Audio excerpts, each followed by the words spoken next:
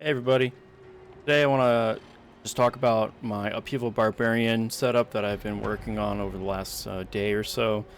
I got a video uploaded yesterday showcasing just a simple dungeon run, not a nightmare dungeon, but just a dungeon run using Upheaval, and that video got like a few hundred views, and I was like, well, maybe I'll just put up a kind of a build guide. There's going to be some caveats to this build guide. One is that I haven't tried leveling with it.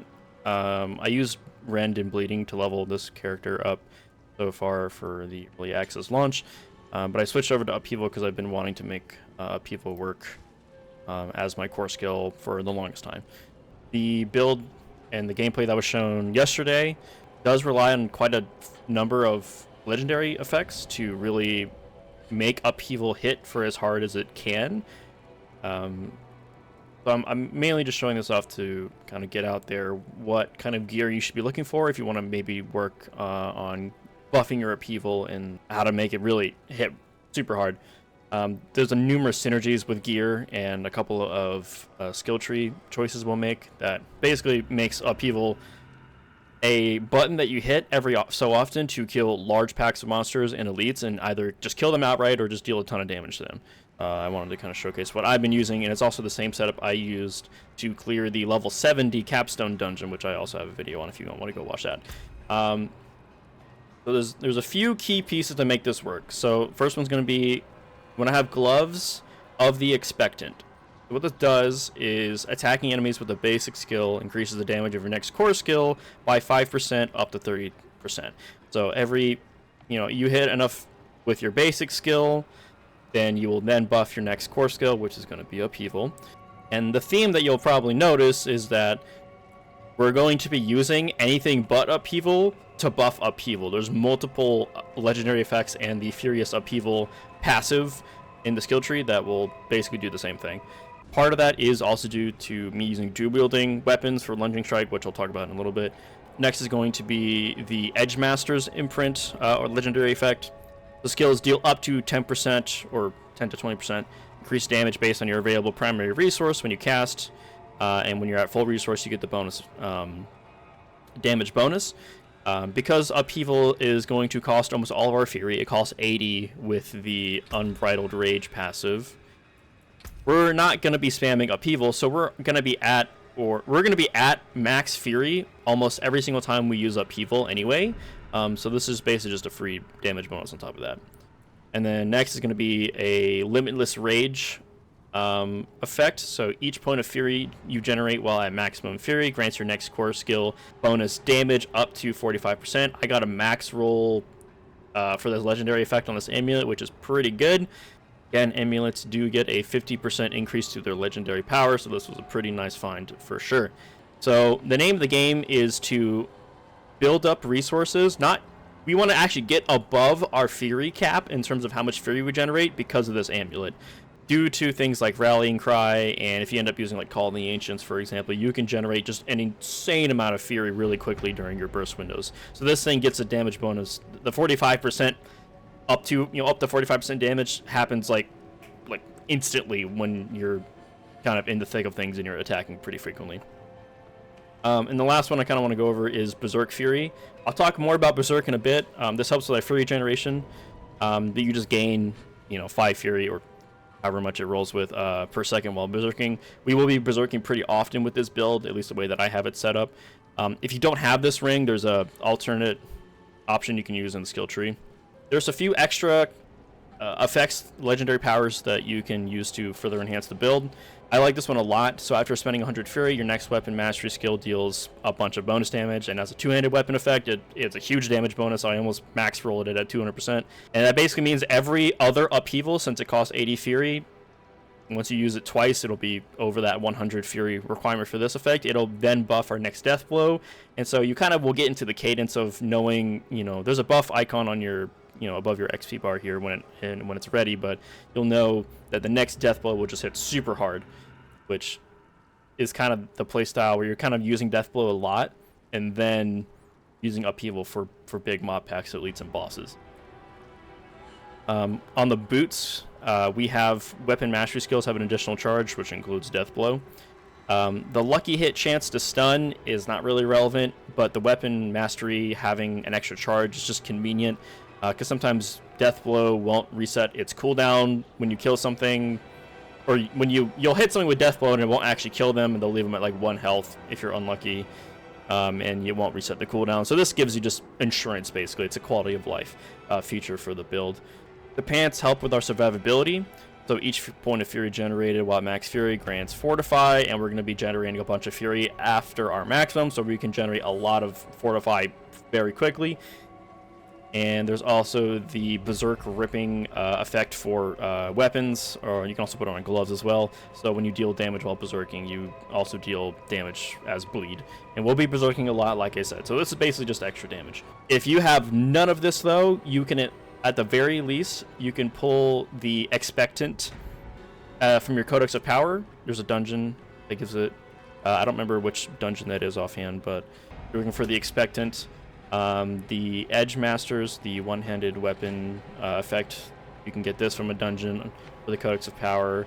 And you can also get the Rapid effect for the faster attack speed on your basic kills. Is also from the Codex. There's a couple other things in the Codex that might be useful if you feel like you need it. Let's see if I can remember which one it is. There's Numbing Wrath. Each point of Fury generated while the maximum Fury grants Fortify. I kind of talked about pants that have that. I think that should be the same effect. But there's also the Codex of Power for that. There is the one where you gain Fury during your shouts. That's an option. I don't remember where it is. There's also Aspect of Might. You gain damage reduction when you use a basic skill, and using basic skills pretty often with this setup, so that's an option too. So I wanted to get the gear out of the way because the big ticket items are going to be the Expectant that buffs your next upheaval. This will be your buffing your next upheaval with Edgemaster. This is going to buff your next upheaval, and this is just going to make it so you can get to your next buffed upheaval even faster. So we'll move on to the abilities now. I know it's getting kind of long, but I'm trying to explain everything, so hopefully I don't forget anything. So we're going to start with Lunging Strike. Frenzy is an option. It will give you a ton of attack speed, but I think the utility of Lunging Strike, being able to gap close to targets, is super valuable, so I go with that. Pick up Enhanced Lunging Strike because we kind of have to. A lot of people will tell you to pick up Battle Lunging Strike, which I would agree with, but we're going to use the Two-Handed Sword expertise, which gives all of our attacks bleeding no matter what when we hit anything.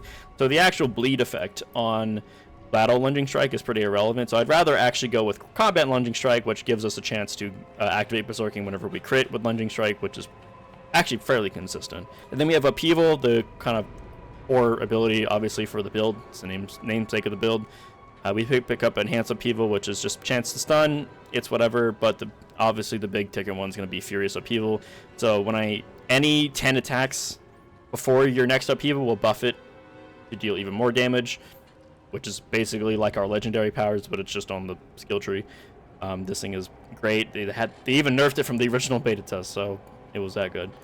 We're gonna move on to Rallying Cry, a shoe-in for almost every Barbarian build. This skill is absolutely godly.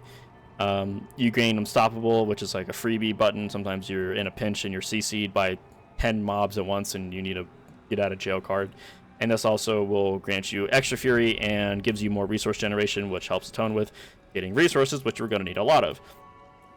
Warcry is our damage buff as well. This is also a shoe-in for almost every single build. Skill is just also super good. Grants us Berserking for 4 seconds, and we want to be Berserking as much as possible. You could kind of go either or on the Warcry effect. You can get an extra damage bonus when you're using it with, in a pack of mobs. But if you feel like you maybe want the extra Fortify, then I wouldn't blame anyone for picking either of these options. They're both pretty good. All of the shout-related passives here are super good. Shout duration, good. Shout on healing, or healing on shout is good. Damage reduction on enemies when you shout is good. A+. We pick up 1 point in aggressive resistance just to get access to Prolific Fury. So while you're berserking, your Fury generation is increased by 18%. I know people love using Leap. I like using Leap, but I don't think it really fits into the build, at least with the playstyle that I'm going for, because we're using Death Blow instead. And Lunging Strike helps with our mobility anyway. So moving on, Death Blow is going to be the next major ability in the build. I think Death Blow actually starts to become really good when you can get a lot of skill points into it. So you commit the 5 points to get it 5 out of 5. And if you get any from your items as well, it just makes it even better. You're going to pick up Enhanced Death Blow to damage against bosses. This is just a freebie skill, but it's whatever. I'm going to go with Warrior's Death Blow, which grants you Berserking when you hit anything with Death Blow. If you do not have the Berserk Fury ring, or if you have it on any other item, I think this is only roll on rings, but don't quote me on that. But if you don't have this, so you don't get the Fury while Berserking, then I think this is a totally fine option to pick Fighter's Death Blow instead, which just gives you 20 flat Fury no matter what when you hit with it. I think either of these are pretty interchangeable, but I like the Berserk status, just letting you deal more damage and move faster. So, and since I have the Fury regeneration on Berserking, then this kind of works out for me. You put 1 point in Hamstring to slow enemies when they're bleeding, and since every single attack we use is going to make them bleed, if you're not using this skill, then you should at least have 1 point in the skill. We're going to pick up Pit Fighter, which increases damage to close enemies, and you gain distant damage reduction. Just a nice, easy skill to pick up. Crit chance against immobilized, stunned, or slowed enemies, and guess what? We're slowing enemies when they're bleeding, and we bleed every single enemy we hit. So we gain an extra crit chance against slowed enemies. Pretty good. We're going to pick up 1 point for Thick Skin to give us just a tiny bit of Fortify. It's not really a lot, but really we're picking it up so that we can then have counter-offensive. So if we have enough Fortify to cover 50% of our max life, we gain an extra 12% damage bonus, which is pretty nice, because we're going to be generating a lot of Fortify, at least with the items that I have so far. Now for your ultimate. There's two options here, in my opinion. Call of the Ancients it's just a free damage button. They deal damage, and they buff you, and they give you a ton of Fury. With Supreme Call of the Ancients, it's just, you generate, like, max Fury instantly, and they all just deal a bunch of damage. Nothing wrong with the Call of the Ancients. It's very strong and pretty good, in my opinion. But I have been messing around with Iron Maelstrom, which basically gives you a 3-hit attack, back-to-back attacks. And the main reason I'm trying this out is because of Supreme Iron Maelstrom. So when you deal direct damage after swapping weapons, you reduce the cooldown by 1 second. So this is why I actually end up using the dual wield option for Lunging Strike. Not only because it means I can attack faster with Lunging Strike compared to using a two-handed weapon, but what I can do is I can Lunging Strike to an enemy and then hit him with Death Blow, which will hit him with my two-handed weapon. So I'm swapping back and forth between my weapons pretty frequently. I use my dual wield weapons to get in, and then use a two-handed weapon to hit him with Death Blow or Upheaval. So I'm swapping back and forth between weapons pretty frequently. So this actually happens pretty often. So I've been enjoying this, but I think for boss damage, single target damage, I think Call of the Ancients is still going to be the better choice. Wrath of the Berserker, I haven't really tried it too much, but I don't think this is going to be enough to work for this build, because we're not really we're not really attacking very frequently with like our actual big core spender. We're not using Whirlwind or spamming Hammer of the Ancients or spamming any of our core abilities. We're not spamming Upheaval, is kind of my point. I'm sure it's still a damage buff, so it's not like it's bad, but for example, there's the every 50 Fury you spend increases the damage bonus. We do generate a lot of Fury, but I just don't think this is going to be the right choice for this build, personally. And then we're also going to pick up Heavy-Handed, which just gives us more crit damage for two-handed weapons, which we're going to be using for Upheaval and Death Blow anyway. And for our key passive, we're going to go with Unbridled Rage, just to make Upheaval that much stronger. There might be a case for Unconstrained, because, at least with my setup, I will be using a lot of Berserk. I'll be under the Berserk effect pretty frequently, which makes this even better, but I think making Upheaval hit just that much more is going to be more worthwhile in the end, so that's what I've ended up going with. And for the Paragon board, which I've not been that far into, I'm only level 61. I don't even have any of the renown bonuses for the Paragon points. The one that every Barbarian build is going to have is going to be the Exploit Glyph, and the main thing is once you have 25 dexterity within the radius of the glyph node here, this red space, you will make a target vulnerable whenever you hit them for the first time for 3 seconds.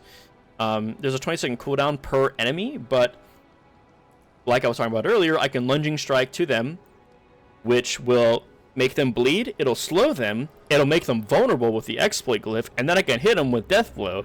So they're already primed for death on most of the time, at least for the small trash mobs. They almost died in one hit anyway to death blow, but this just guarantees that they're going to die. I'm currently working through, I forgot what this board was called, Blood Rage. I'm using the Marshall glyph for shout castery time. There's a lot to kind of dissect for the Paragon board, and again, I'm not that far deep into it. So this is more of just like a work in progress setup, just to kind of show you that if you want to make Upheaval work, I think you should be using things like Expectant, like Rapid, like Edge Masters. If you're going to be using the death blow into the build, I think you really, really, really need this encroaching wrath effect where you get up to 200% damage on basically every other upheaval is huge. So anyway, I've been talking a lot. I want to just end this video with some gameplay. This is actually the same dungeon that I ran in the other video. It's easy and kind of works out for the build. But mainly the big play style, really all it is you just run into mobs, hit them with lunging strike, death blow them, and that guy's dead. Boom, y'all are all dead. Boom, you're dead. You're dead. This is World Tier 3, by the way. I do have access to World Tier 4, but those enemies are like level 73, and I can kill them, but it's definitely not very easy, so what I can do is use Iron Maelstrom. Boom, those elites are dead. You're dead. My upheaval because I'm bad. Let's kill that guy. There we go. I'm gonna skip the shrine. I would love Artillery Shrine, but just to showcase the build, I'm not gonna pick up the shrine. All these enemies, overkilling them like crazy. You're dead. You're dead. You're dead. So this helps basically keep our Fury up, keeps our Berserking up. And as we are moving through enemy packs like this, the point is to prepare myself so that whenever I find a nice elite pack or a nice group of enemies, that I can walk into them, make them all vulnerable, hit them with upheaval, and then they're gonna die. That's simple.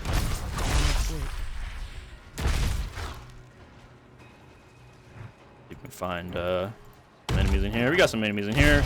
You're dead. Looking for this Watchman here. You're dead. Almost one-shot that guy. Boom, you're dead. Boom. You're dead. Pick up the key for the dungeon. You're dead. So yeah, you use Death Blow to kind of move through the trash of a dungeon, and then you use all this kind of build up to then make my next upheaval even stronger.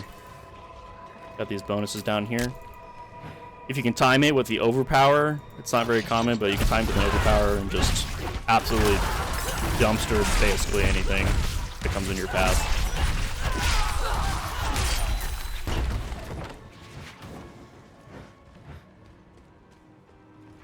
Try and clear out this dungeon. I'll just kind of zoom through the end.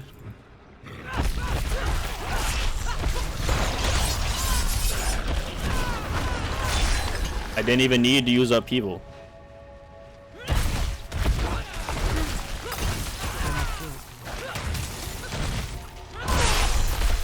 The only reason this elite didn't die is because they had the damage resistance buff, I believe.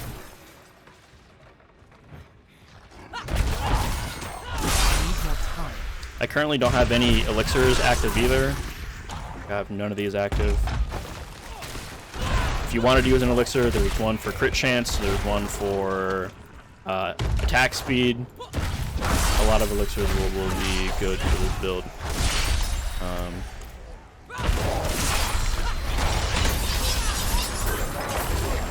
That Iron Maelstrom basically just killed those elites. That easy. There are times like that where my Death Blow didn't actually kill that enemy, but because I have 2 charges on Death Blow, then I don't really have to worry too much if I occasionally don't kill an enemy with Death Blow. Boom, and you're dead.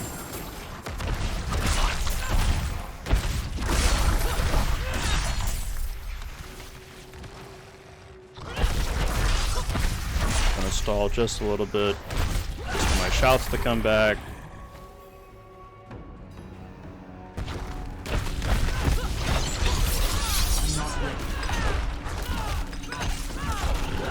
And you're dead. And that's it. That's the build. Hopefully that all makes sense. I didn't script any of this video. I just had a few notes, and hopefully I kind of rambled for a while. It's like a 20-minute video. I had timestamps in the description or in the video player if you want to jump around to me talking about the gear or the abilities or whatever. I'll be reading the comments if you want to ask questions about the build. I'll hopefully have an update to this at some point when maybe I'm closer to like level 70 or 75 or so, when I'm working with ancestral items. I'll say right now there's a unique two-handed weapon. I forgot what it's called, but it like buffs your death blow to be like an AoE attack, and it hits in a huge AoE around you. I don't know if it's huge AoE, but it hits in an AoE around you. That would probably be super good for this build. But anyway, that's all I got for this right now.